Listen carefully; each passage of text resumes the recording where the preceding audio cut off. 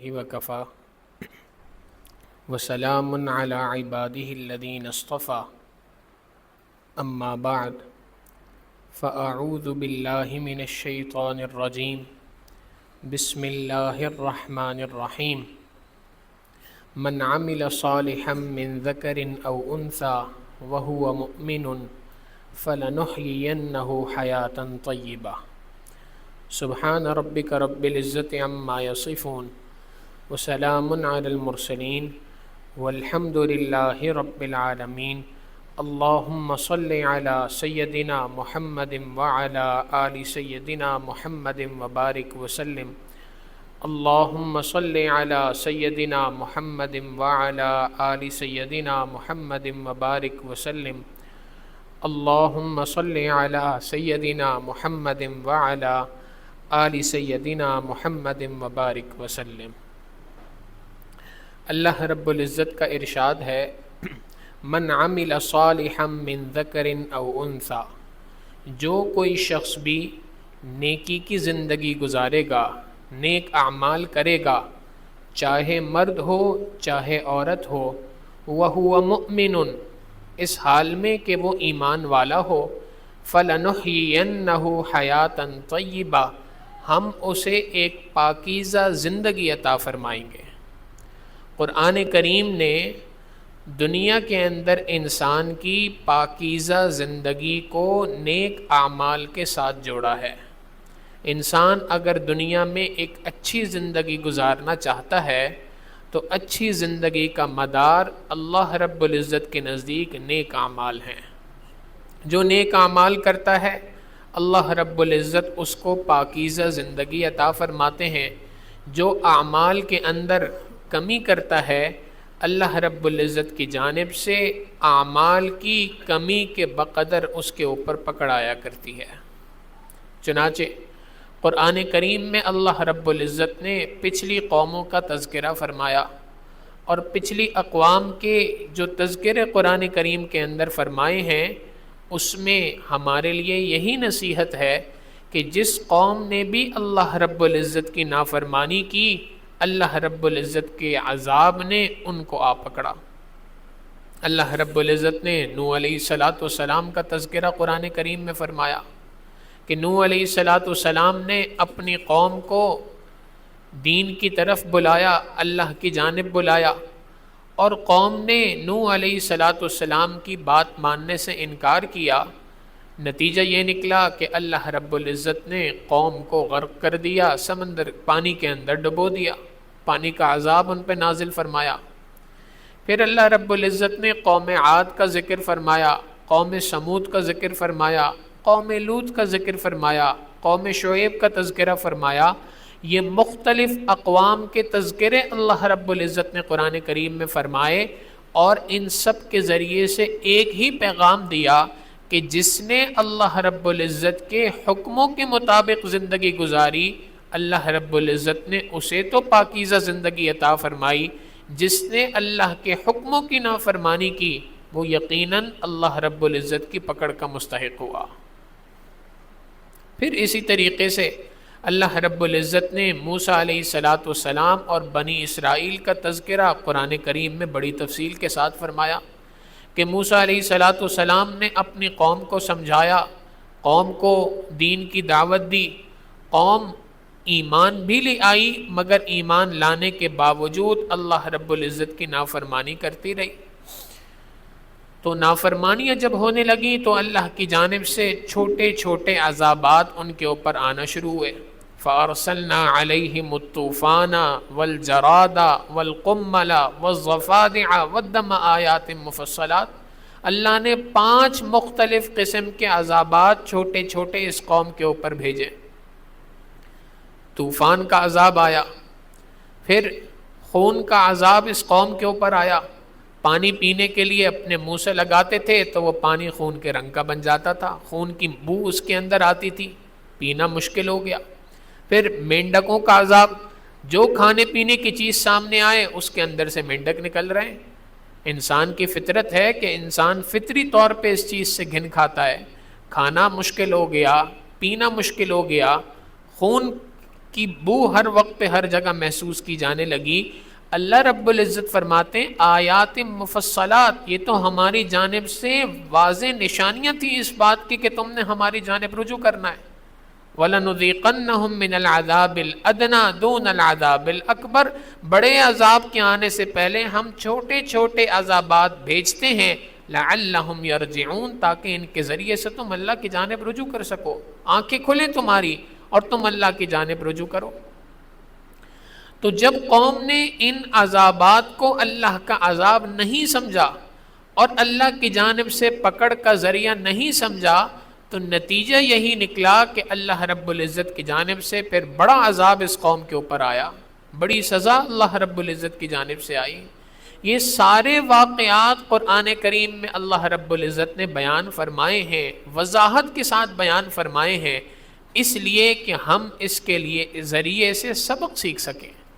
امت محمدیہ کے ساتھ بھی اللہ رب العزت کا یہی دستور ہے کہ امت کو بھی اللہ رب العزت مختلف وقتوں میں مختلف حالات کے ذریعے سے جھنجھوڑ رہے ہیں، بد امنی کی سزا کے ذریعے سے، سیلاب کے ذریعے سے، زلزلوں کے ذریعے سے، مختلف طریقوں سے اس امت کو جھنجھوڑا جا رہا ہے، اس امت کو ہلایا جا رہا ہے، اس امت کو سمجھایا جا رہا ہے کہ تم نے اللہ کی جانب رجوع کرنا ہے، اللہ کی جانب رجوع کرو، اللہ سے دل لگاؤ، اللہ سے لو لگاؤ، اللہ کی جانب رجوع کرو، توبہ کرو اور گناہوں کو چھوڑ کر اللہ رب العزت کی فرما برداری والی زندگی گزارو۔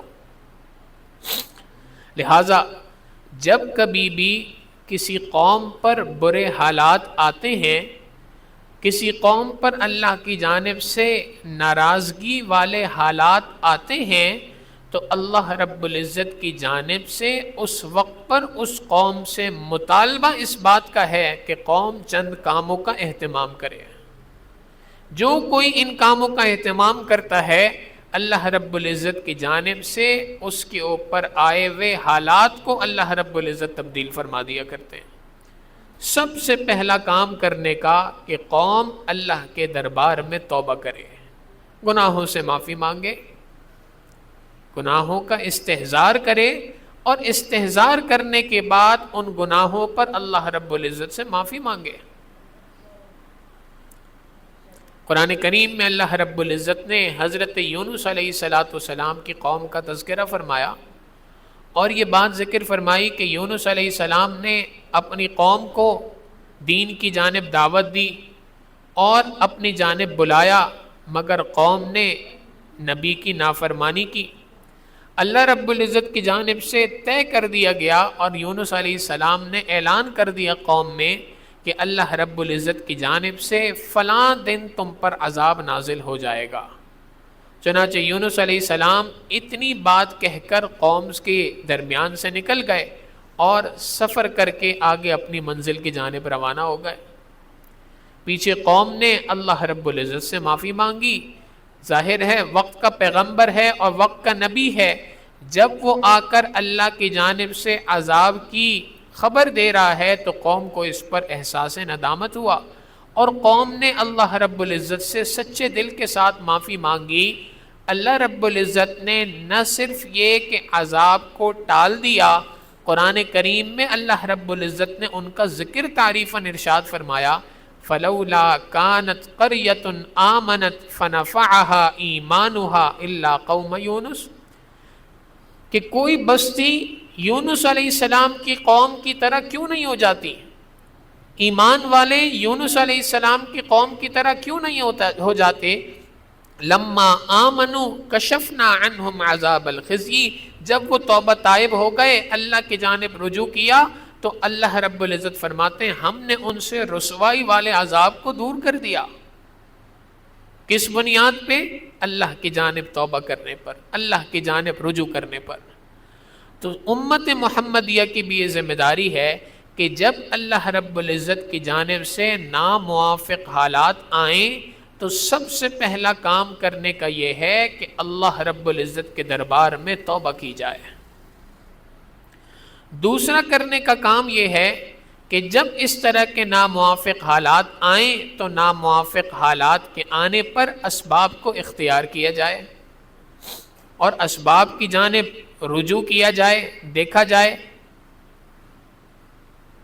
کاروبار کے اندر کمی ہے، کاروبار میں نقصان ہے، تو انسان اسباب کے درجے میں دیکھے کہ وہ کون کون سے اسباب ہیں جن کی بنیاد پہ کاروبار میں لاس ہو رہا ہے، منافع نہیں ہو پا رہا، وہ کیا کیا چیزیں ہیں، ان اسباب کو دیکھیں، ان اسباب کو اختیار کرنا یہ بھی شریعت محمدیہ کا، اسلام کا ہم سے مطالبہ ہے۔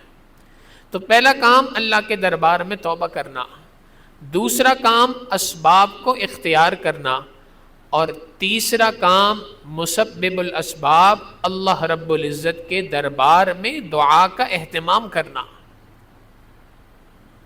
ہم اس کے اندر بڑی کوتاہی کرتے ہیں، اسباب تو اختیار کر لیتے ہیں لیکن مسبب الاسباب اللہ رب العزت کی ذات کی جانب رجوع نہیں کرتے، اللہ سے لو نہیں لگاتے، اللہ رب العزت کی جانب دعا نہیں کرتے۔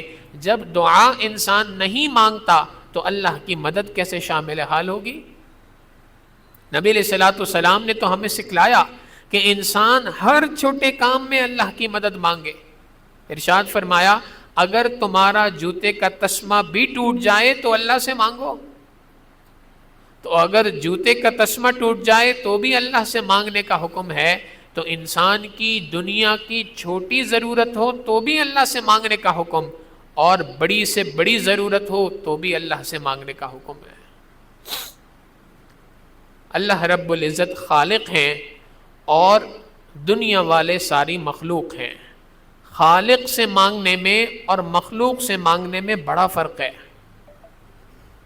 مثال کے طور پہ خالق سے مانگنے میں اور مخلوق سے مانگنے میں ایک فرق تو یہ ہے کہ خالق سے انسان ایک بار مانگے تو بھی عطا کرتا ہے، دوسری بار مانگے تو بھی عطا کرتا ہے، تیسری بار مانگے تو بھی عطا کرتا ہے، بار بار مانگے تو بھی عطا کرتا ہے۔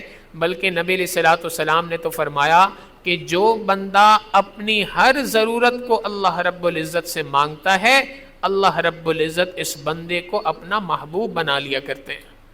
تو خالق سے مانگنے کا معاملہ تو یوں ہے، اور مخلوق سے مانگنے کا معاملہ یہ ہے کہ ایک بار مانگو تو مخلوق دے دے گی، دوسری بار مانگو تو بھی دے دے گی، تیسری بار مانگے تو شاید منہ برا کرے گی، منہ بنا کر دے دے گی، اور چوتھی بار مانگے تو صاف انکار کر دیتے ہیں کہ بھائی کیا بار بار مانگنے کے لیے آ جاتے ہو۔ تو خالق سے مانگنے میں اور مخلوق سے مانگنے میں ایک بڑا فرق یہ ہے کہ مخلوق سے انسان چند بار مانگے تو مخلوق تنگ ہوتی ہے، خالق سے بار بار مانگے تو خالق خوش ہوتا ہے۔ بلکہ جو بندہ اپنی ہر ضرورت کو اللہ رب العزت سے مانگتا ہے، اللہ رب العزت اسے اپنا محبوب بنا لیتے ہیں۔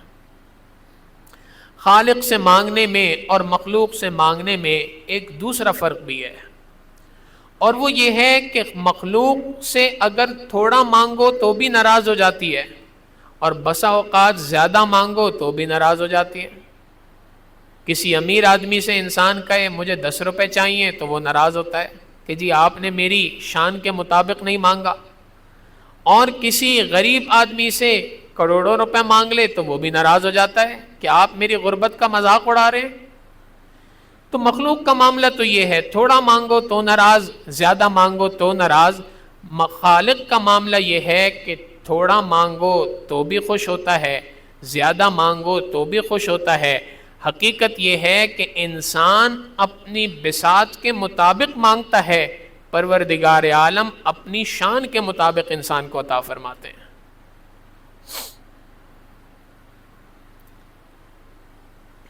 قرآن کریم میں اور احادیث مبارکہ میں اس پر بے تحاشا واقعات شاہد ہیں۔ مثال کے طور پہ اللہ رب العزت قرآن کریم میں ارشاد فرماتے ہیں، حضرت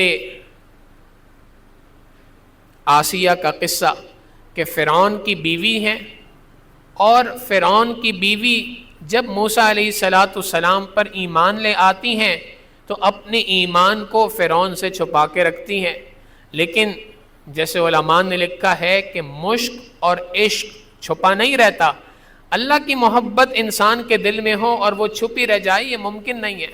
لہٰذا بی بی آسیہ کے عشق کا اظہار ایک بار فرعون کے سامنے ہو گیا، اور اس کو پتہ چل گیا کہ یہ مجھے رب نہیں مانتی بلکہ اللہ رب العزت کو اپنا رب مانتی ہے، تو پہلے پیار سے سمجھانے کی کوشش کی، نہ مانی تو ڈرا دھمکا کے کوشش کی، جب اس طرح بھی نہ مانی تو پھر سزا دینے کی کوشش کی، اور سزا میں وقتاً فوقتاً اضافہ ہوتا گیا، یہاں تک کہ ایک وقت وہ بھی آیا کہ فرعون نے اپنی اس محبوب بیوی کو سب کے سامنے رسوا کر دیا اور اس کے ہاتھ اور پاؤں میں میخیں گاڑ دیں اور کہنے لگا کہ جی مجھ پہ ایمان لے آؤ۔ بیوی نے انکار کر دیا کہ میں تو اللہ کی ذات پہ ایمان لا چکی ہوں، وہی ہمارا حقیقی رب ہے۔ جب بات آگے بڑھی اور بی بی آسیہ کو نظر آیا کہ اب میری موت قریب ہے، تو انہوں نے اللہ رب العزت سے ایک دعا مانگی، اللہ رب العزت نے اس دعا کو قرآن کریم میں ذکر فرمایا۔ دعا یہ مانگی، رب ابن لی عندک بیتا فی الجنہ، اے اللہ فرعون نے مجھے اپنے گھر سے نکالا ہے، آپ مجھے اس گھر سے بہتر گھر یعنی جنت کا گھر عطا فرما دیجئے۔ فرعون نے تو دنیا کے گھر سے نکالا، اللہ آپ مجھے دنیا کے گھر سے بہتر گھر یعنی جنت کا گھر عطا فرما دیجئے۔ تو قرآن کریم میں بی بی آسیہ کی دعا اللہ رب العزت نے ذکر فرمائی، تو مانگنے والے نے اپنی بساط کے مطابق مانگا کہ اے اللہ دنیا کے گھر کے بدلے جنت کا گھر عطا فرما دیجئے۔ مانگنے والا اپنی بساط کے مطابق مانگتا ہے، دینے والا اپنی شان کے مطابق عطا کرتا ہے۔ اللہ رب العزت نے نہ صرف یہ کہ بی بی آسیہ کو جنت میں گھر عطا فرمایا بلکہ اس دنیا کا سب سے بہترین گھر والا بھی عطا فرما دیا۔ نبی علیہ الصلوۃ والسلام کی حدیث مبارکہ ہے، بی بی خدیجہ رضی اللہ تعالیٰ عنہ کا آخری وقت ہے، اللہ کے حبیب صلی اللہ علیہ وسلم نے حضرت خدیجہ رضی اللہ تعالیٰ عنہ سے فرمایا، خدیجہ آپ جا رہی ہیں، جنت میں پہنچے تو ہماری اہلیہ کو سلام کہنا۔ اللہ کے حبیب صلی اللہ علیہ وسلم میرا تو آپ کے سوا کسی سے نکاح نہیں ہوا، تو آپ کی کون سی اہلیہ ہیں؟ تو ارشاد فرمایا کہ بی بی آسیہ سے اللہ رب العزت نے جنت میں میرا نکاح فرما دیا۔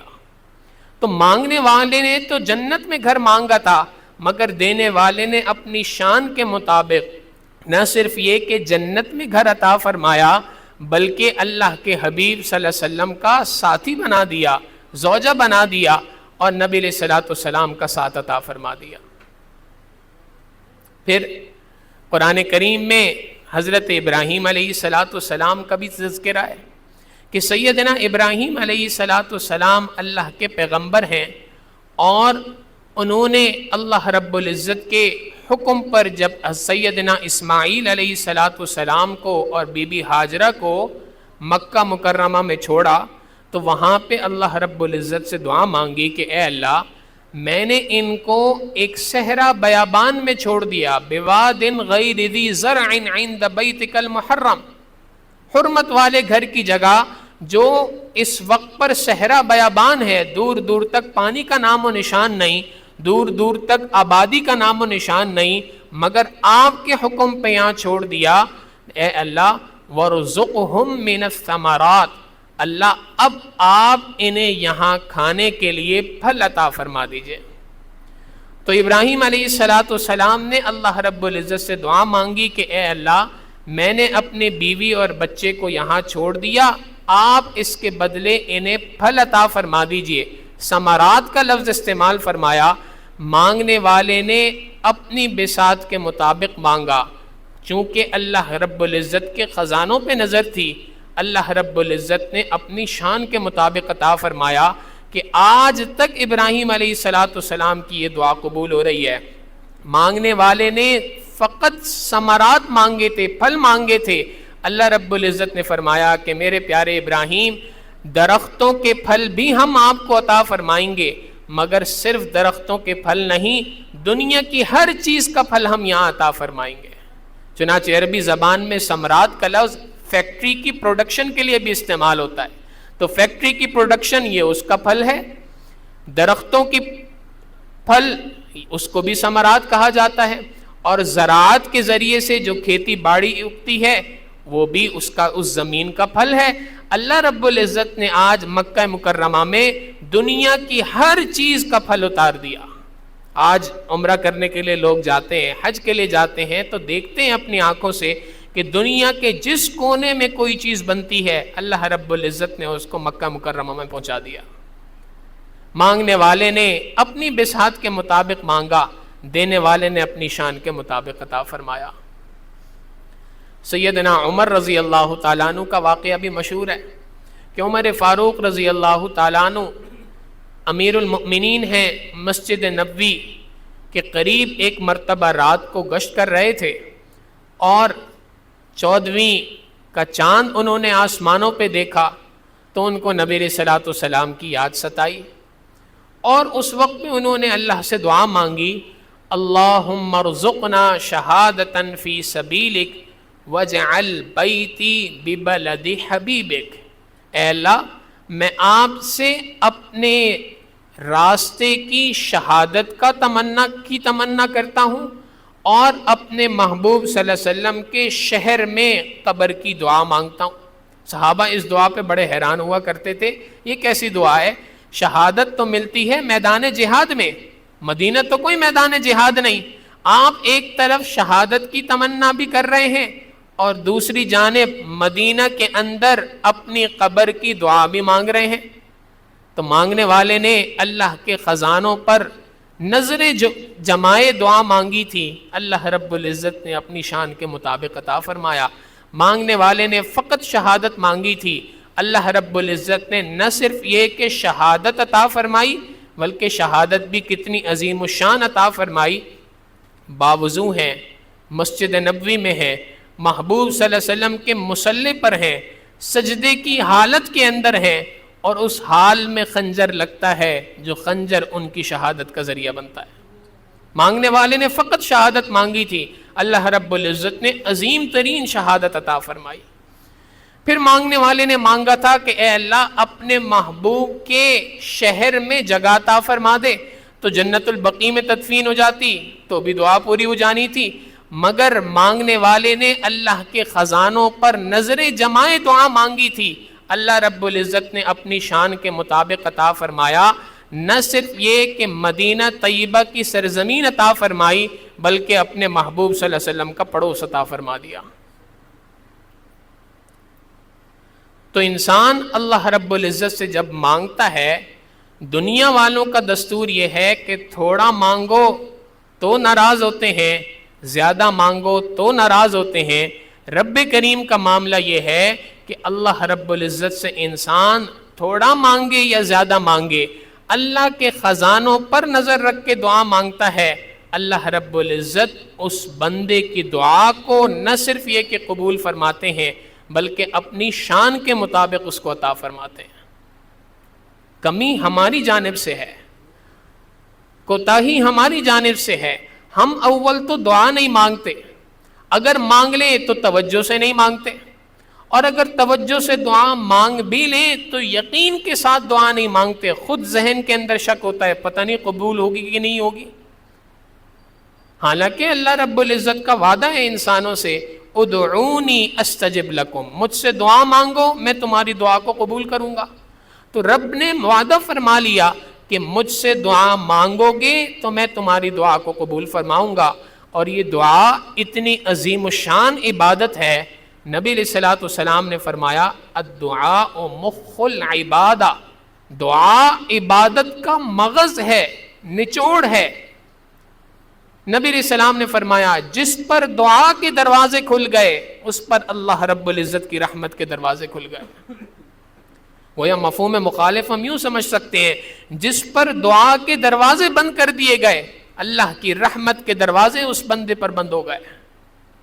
قرآن کریم میں اللہ رب العزت یہی بات ارشاد فرماتے ہیں، وَقَالَ رَبُّكُمُ ادْعُونِي أَسْتَجِبْ لَكُمْ، تمہارے پروردگار نے یہ حکم دیا، فرمایا کہ مجھ سے دعا مانگو میں تمہاری دعا کو قبول کروں گا۔ ان الذین یستکبرون عن عبادتی سیدخلون جہنم داخرین، جو کوئی میری عبادت سے تکبر اختیار کرے گا میں ان قریب اس کو جہنم میں داخل کر دوں گا۔ علماء نے لکھا کہ یہاں عبادت سے مراد دعا ہے، اس لیے کہ دعا کا لفظ استعمال فرمایا۔ گویا دوسرے الفاظ میں یہ بات فرما دی کہ جو بندہ دعا سے بھاگتا ہے، حقیقتاً اس کا یہ بھاگنا تکبر کی نشانی ہے، اور تکبر کرنے والے شخص کو اللہ رب العزت جہنم میں داخل فرمائیں گے۔ دعا تو عاجزی کا اظہار ہے، دعا تو اللہ کے سامنے انکساری کا اظہار ہے۔ لہٰذا اللہ رب العزت کے دربار میں دعا مانگنے کا اہتمام کرنا چاہیے۔ نبی علیہ الصلوۃ والسلام نے جو یہ بات ارشاد فرمائی کہ جس پر دعا کے دروازے کھل گئے اس پر اللہ رب العزت کی رحمت کے دروازے کھل گئے، یہ دلیل ہے اس بات کی کہ ہمیں اللہ رب العزت سے روزانہ کی بنیاد پر دعا مانگنی چاہیے۔ دن میں ایک وقت مقرر ہو کہ جس وقت پہ اپنے پروردگار کے سامنے انسان ہاتھ پھیلائے، اللہ سے دعائیں مانگے۔ ہماری ساری پریشانیوں کا حل اللہ رب العزت کے دربار میں رجوع کرنا ہے، اللہ سے لو لگانا ہے، اللہ سے گڑ گڑا کے مانگنا ہے۔ اللہ رب العزت کے دربار میں مانگنے والا شخص کبھی بدبخت نہیں ہوا کرتا۔ اللہ کے دربار میں مانگنے والے شخص، اللہ کے دربار میں رجوع کرنے والا شخص کبھی پریشان نہیں ہوا کرتا۔ اللہ رب العزت دعاؤں کو ضرور قبول فرماتے ہیں۔ علماء نے دعا کے بعض آداب لکھے ہیں کہ ان آداب کے ساتھ دعا مانگنی چاہیے۔ مثال کے طور پہ جیسے بات ذکر کی کہ انسان کامل یقین کے ساتھ اللہ رب العزت کے دربار میں دعا مانگے۔ جب دعا مانگے تو اس کو یہ یقین ہونا چاہیے کہ اللہ رب العزت دعا قبول فرمائیں گے۔ بعض اوقات انسان اللہ سے دعائیں بھی مانگتا ہے لیکن خود ہی شک ہوتا ہے کہ یہ دعا پتہ نہیں قبول بھی ہوگی کہ نہیں ہوگی۔ ہمارے حضرت ایک واقعہ سناتے ہیں کہ ایک بار کسی مسجد میں نماز پڑھنے کا اتفاق ہوا، تو نماز کے بعد برابر میں ایک شخص تھا، اس نے ہاتھ اٹھائے اور زور سے دعا مانگی کہ اے اللہ مجھے اتنے کروڑ روپے دے دے۔ تو برابر والے جو تھا وہ پریشان ہو گیا، اس نے کوہنی ماری اور کہنے لگا اوے اتنے مانگتا ہے؟ اس نے کہا بھائی آپ پریشان نہ ہو، آپ سے نہیں مانگے، اللہ سے مانگے۔ تو جب اللہ سے مانگنا ہے تو پھر لاکھوں کیا کروڑوں نہیں اربوں مانگے انسان۔ اللہ رب العزت نے دعا کو اتنا عظیم الشان عبادت بنایا کہ انسان اگر دنیا کی کوئی عبادت دنیا کی خاطر کرے وہ عبادت مردود ہو جاتی ہے۔ نماز پڑھے دنیا کی خاطر، عبادت قابل قبول نہیں۔ روزہ رکھے دنیا کی خاطر، زکوٰۃ دے صدقہ کرے دنیا کی خاطر، قبول نہیں ہوتا۔ دعا خالصتاً دنیا کے لیے مانگی جائے، کام کاروبار کے لیے مانگے، ملازمت کے لیے مانگے، گھر کے لیے مانگے، کوٹھی کے لیے مانگے، گاڑی کے لیے مانگے، دنیا کی جس چیز کے لیے بھی دعا مانگے، اللہ رب العزت نے دنیا کے لیے مانگی گئی دعا کو بھی عبادت بنا دیا۔ یہ بھی عبادت ہے۔ لہٰذا دعا مانگنے کا اہتمام ہونا چاہیے۔ ایک حدیث مبارکہ ہے، نبی علیہ الصلوۃ والسلام نے اس دعا کی اہمیت انسان کو بتلائی، بالخصوص اس آخری زمانے کے اندر۔ ابو نعیم اس حدیث مبارکہ کو روایت کرتے ہیں کہ حضرت حذیفہ رضی اللہ تعالیٰ عنہ کو نبی علیہ الصلوۃ والسلام نے فتنوں سے متعلق بعض باتیں ارشاد فرمائیں کہ آخری زمانے کے اندر فتنے آئیں گے۔ ان میں بہت ساری باتیں ارشاد فرمائیں۔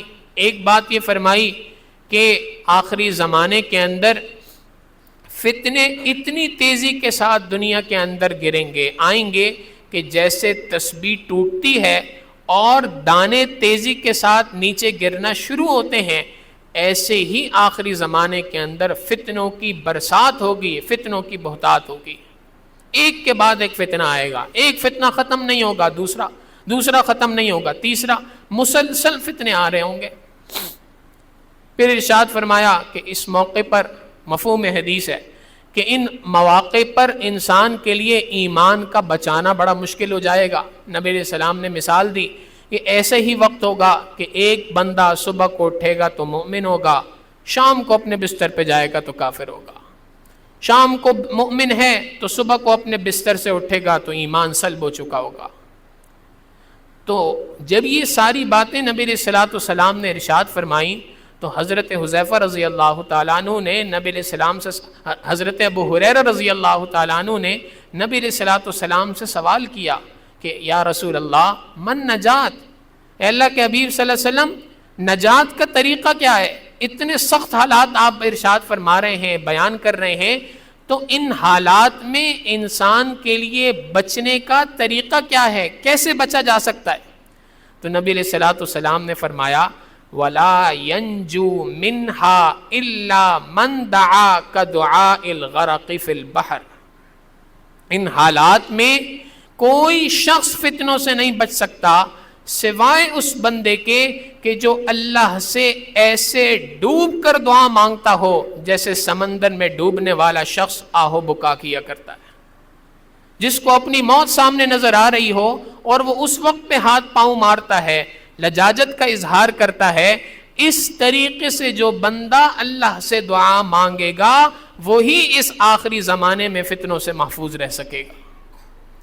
لہٰذا دعا کا اہتمام کرنا اس آخری زمانے میں یہ اور زیادہ ضروری چیز ہے، اور خوب دعا مانگنی چاہیے۔ اپنے لیے مانگیں، اپنے گھر والوں کے لیے مانگیں، اپنے رشتہ داروں کے لیے مانگیں، امت مسلمہ کے لیے دعا مانگیں۔ ہماری زندگی میں روزمرہ کے معاملات میں 24 گھنٹے میں ایک وقت ہونا چاہیے کہ جس وقت پر بندہ اللہ رب العزت کے دربار میں 15-20 منٹ آدھا گھنٹہ نکال کے دعا مانگے۔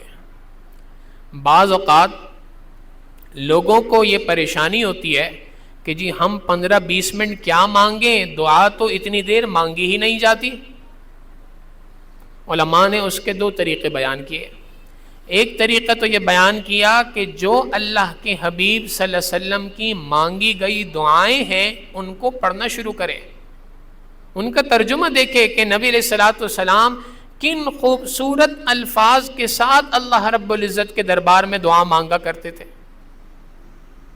ایک دعا نبی علیہ الصلوۃ والسلام کی، ارشاد فرمایا اللہم اقسم لنا من خشیتک ما تحول به بیننا وبین معصیتک، اے اللہ اپنا ایسا خوف عطا فرما دے جو میرے اور گناہوں کے درمیان آڑ بن جائے۔ کتنے خوبصورت الفاظ ہیں۔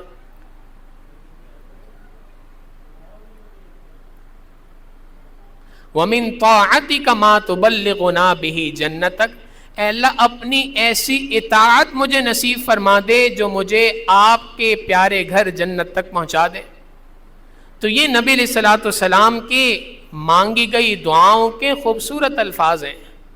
تو انسان ان الفاظ کو پڑھے، اس کا ترجمہ پڑھے، تو اس ترجمہ پڑھنے سے دعا کی جانب انسان کی لو لگتی ہے، انسان کا دل لگنا شروع ہوتا ہے، الفاظ اس کو آنا شروع ہو جاتے ہیں کہ انسان اللہ سے کن دو الفاظ کے ساتھ مانگے۔ پھر دوسری بات کہ جب انسان اللہ رب العزت کے دربار میں دعا مانگنے بیٹھے اور الفاظ کا ذخیرہ ختم ہو جائے تو اس کو چاہیے کہ اس کے باوجود اللہ سے مانگتا رہے۔ کچھ نہیں مانگنا آ رہا تو کم از کم یہی مانگ لے کہ اے اللہ مانگنا نہیں آتا، مانگنا سکھلا دیجئے۔ یہ بھی تو کتنی بڑی نعمت ہے کہ انسان اللہ سے مانگے کہ اے اللہ مجھے مانگنا نہیں آتا۔ اللہ سے مانگنا جس بندے کو آ گیا اس کے لیے تو خیر کے دروازے کھل گئے، نبی علیہ السلام نے فرمایا۔ لہٰذا اپنے لیے خیر کے دروازے کھولنے کے لیے اللہ سے مسلسل دعا مانگے، اے اللہ مجھے دعا مانگنا نہیں آتی، مجھے دعا مانگنا سکھلا دیجئے۔ اللہ رب العزت کے دربار میں مسلسل دعا مانگنے کا اہتمام کرنا چاہیے، اور یقین کے ساتھ دعا مانگنی چاہیے کہ اللہ رب العزت انسان کی مانگی گئی دعاؤں کو قبول فرماتے ہیں۔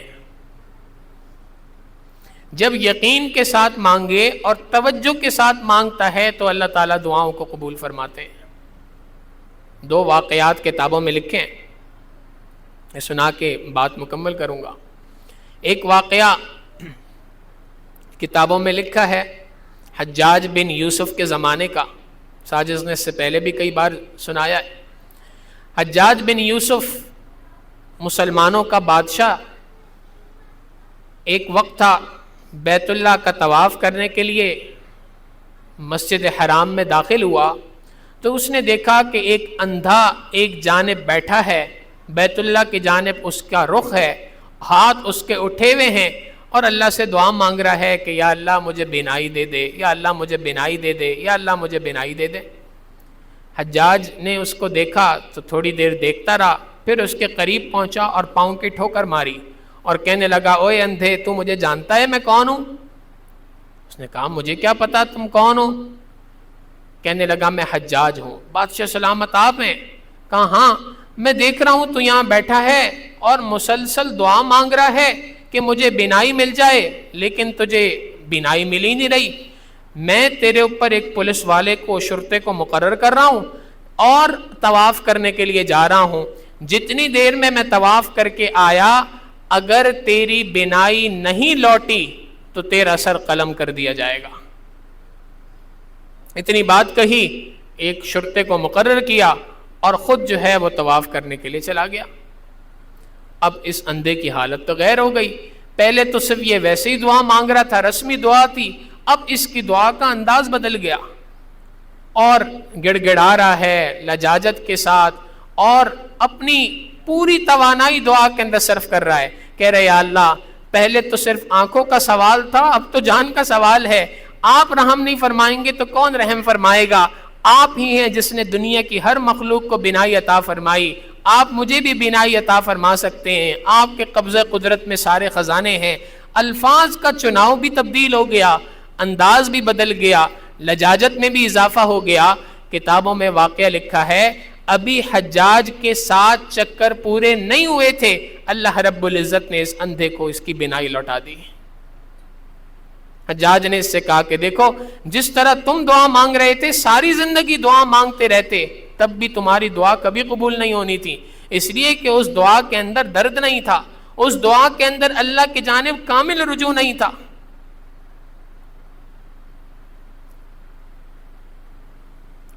صلاح الدین ایوبی کے زمانے کا ایک واقعہ بھی کتابوں کے اندر لکھا ہے کہ صلاح الدین ایوبی نے انگریزوں کے ساتھ بیت المقدس کی اور امت مسلمہ کی فتح کے لیے ایک بہت لمبی طویل جنگ لڑی ہے اور ساری زندگی ہی ان کی اس میدان جہاد میں گزری ہے۔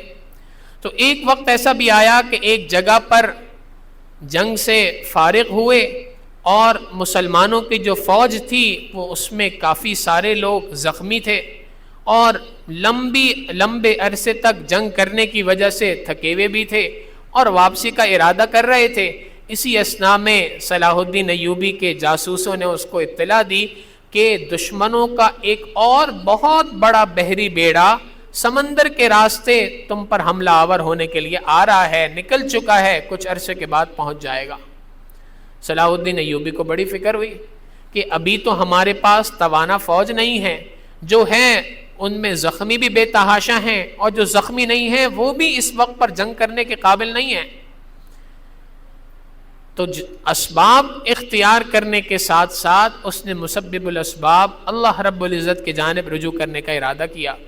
رات عشاء کی نماز کے لیے مسجد میں داخل ہوئے اور اس کے بعد عشاء کے بعد اللہ رب العزت کے حضور سجدہ ریز ہو کے مسلسل دعا مانگتے گئے، مانگتے رہے یہاں تک کہ فجر کی نماز کا وقت قریب تھا۔ صلاح الدین ایوبی اس وقت پر سجدے سے سر اٹھایا، آنکھوں سے آنسوؤں کو صاف کیا اور مسجد سے باہر تشریف لے گئے تو دیکھا کہ ایک اللہ والے ہیں، نورانی چہرے والے بزرگ ہیں، وہ مسجد کے اندر داخل ہو رہے ہیں۔ تو صلاح الدین ایوبی نے ان کو دیکھا تو ان کی جانب بڑھا اور کہنے لگے کہ حضرت آپ بھی اللہ سے دعا کیجئے، مسلمانوں پہ بڑا مشکل وقت آیا ہے، مسلمانوں کے لیے دشمن کا ایک بحری بیڑا سمندر کے راستے حملہ کرنے کے لیے تیار ہے۔ ان اللہ والوں نے ایک نظر صلاح الدین ایوبی کے چہرے پہ ڈالی اور اس کے بعد فرمایا کہ صلاح الدین، دشمنوں کا وہ بحری بیڑا تو تیرے رات کے آنسوؤں کے سمندر میں ڈوب گیا۔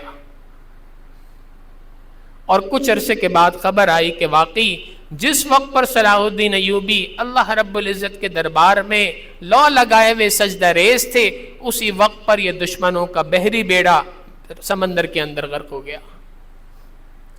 تو آج بھی اس بات کی ضرورت ہے کہ ہم اللہ رب العزت کے دربار میں رجوع کریں، اللہ سے دعا مانگنے کا اہتمام کریں۔ تو علماء نے یہ لکھا کہ جب کبھی بھی انسان پر مشکل حالات آئیں تو مشکل حالات میں کرنے کے 3 کام ہیں۔ سب سے پہلا کام، انسان اللہ رب العزت کے دربار میں اپنے گناہوں پہ توبہ کرے۔ دوسرا کرنے کا کام کہ انسان اسباب کو اختیار کرتے ہوئے ان تمام پریشانیوں کو حل کرنے کی فکر کرے۔ اور تیسرا کام کہ انسان اللہ رب العزت کے دربار میں دعا کا اہتمام کرے، ان تین کاموں کے کرنے کی برکت سے اللہ رب العزت مشکل ترین حالات کو بھی انسان کے موافق بنا دیا کرتے ہیں۔ اللہ رب العزت سے دعا ہے کہ پروردگار عالم ہمیں اپنے دربار میں رجوع کرنے والا، لو لگانے والا بنائے، اپنے دربار میں دعا مانگنے والا اللہ رب العزت ہمیں بنائے۔ وآخر دعوانا ان الحمد للہ رب العالمین۔ مراقبہ کر لیجئے، پھر دعا کرتے ہیں۔ آنکھوں کو بند کر لیں، سر کو جھکا لیں، دنیا اور جو کچھ دنیا میں ہے اس سے ہٹ کٹ کے اللہ رب العزت کی یاد میں ڈوب جائیں۔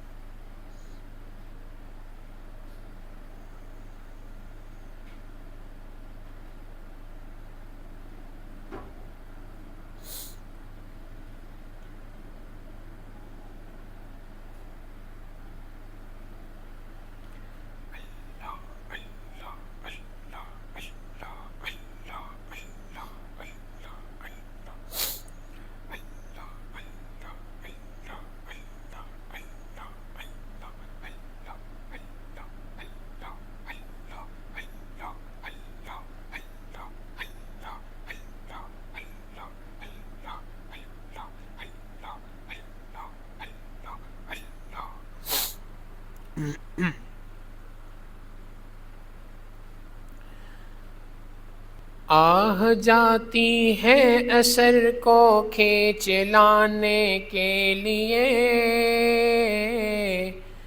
بادلوں ہٹ جاؤ دے دو راہ جانے کے لیے۔ آہ جاتی ہے اثر کو کھینچ لانے کے لیے، بادلوں ہٹ جاؤ دے دو راہ جانے کے لیے۔ اے دعا فریاد کر عرش بری کو تھام کر، اے خدا رخ پھیر دے اب گردش ایام کے۔ اے دعا فریاد کر عرش بری کو تھام کر، اے دعا رخ اے خدا رخ پھیر دے اب گردش ایام کے۔ حق پرستوں کی اگر کی تو نے دل جوئی نہیں، تان دیں گے بت کے مسلم کا خدا کوئی نہیں۔ حق پرستوں کی اگر کی تو نے دل جوئی نہیں، تان دیں گے بت کہ مسلم کا خدا کوئی نہیں۔ رحم کر اپنے نہ آئینے کرم کو بھول جا، ہم تجھے بھولے ہیں لیکن تو نہ ہم کو بھول جا۔ رحم کر اپنے نہ آئینے کرم کو بھول جا، ہم تجھے بھولے ہیں لیکن تو نہ ہم کو بھول جا۔ آہ جاتی ہے اثر کو کھینچ لانے کے لیے، بادلوں ہٹ جاؤ دے دو راہ جانے کے لیے۔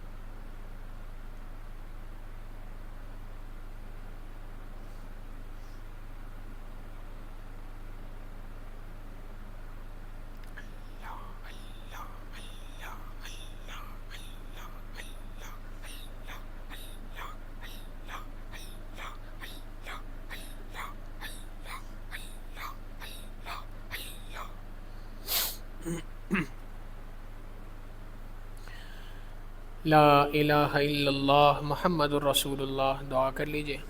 سبحان ربی العلی الوہاب، اللہم صلی علی سیدنا محمد وعلی آل سیدنا محمد وبارک وسلم۔ ربنا ظلمنا انفسنا وان لم تغفر لنا وترحمنا لنکونن من الخاسرین۔ اے کریم آقا، ہم آپ کے گناہ گار، سیاہ کار، خطا کار بندے آپ کے دربار میں حاضر ہیں۔ اللہ ہمارے گناہوں کو معاف فرما، ہماری خطاؤں سے درگزر فرما، ہمارے عیبوں کی پردہ پوشی فرما۔ اللہ ہماری نگاہوں کو پاک فرما، ہمارے دلوں کو صاف فرما، ہمارے سینوں کو اپنی محبت سے لبریز فرما، اپنے عشق کی آتش ہمارے سینوں میں پیدا فرما، ہمارے انگ انگ سے اپنے ذکر کو جاری فرما، روئیں روئیں سے اپنے ذکر کو جاری فرما، ہڈی ہڈی بوٹی بوٹی میں اپنی یاد پیدا فرما۔ کریم آقا ہماری جسمانی بیماریوں کو دور فرما، روحانی بیماریوں کو دور فرما۔ رب کریم، ہم کب تک گناہوں بھری زندگی گزارتے پھریں گے؟ کب تک آپ سے دور بھٹکتے پھریں گے؟ اے اللہ، نہایت کمزور ہیں اللہ، صبح توبہ کرتے ہیں، شام کو توڑ بیٹھتے ہیں، شام کو توبہ کرتے ہیں، صبح کو توڑ بیٹھتے ہیں۔ اے رب کریم، ہماری کمزوری کا عالم تو یہ ہے، ہم 2 قدم آگے بڑھتے ہیں، 10 قدم نفس و شیطان ہمیں پیچھے گرا دیتا ہے۔ اے رب کریم، آپ کی مدد چاہتے ہیں، اللہ اپنی مدد ہمارے ساتھ شامل حال فرما دیجئے۔ رب کریم اپنی مدد فرما دیجئے، اے اللہ اپنی مدد شامل حال فرما دیجئے، ہم سے راضی ہو جائیے، اللہ ہمیں اپنی رضا نصیب فرما دیجئے۔ اے رب کریم، آپ کو منانا اس وقت تک ضروری ہے جب تک کہ آپ راضی نہ ہو جائیں، اے اللہ راضی ہو جائیے۔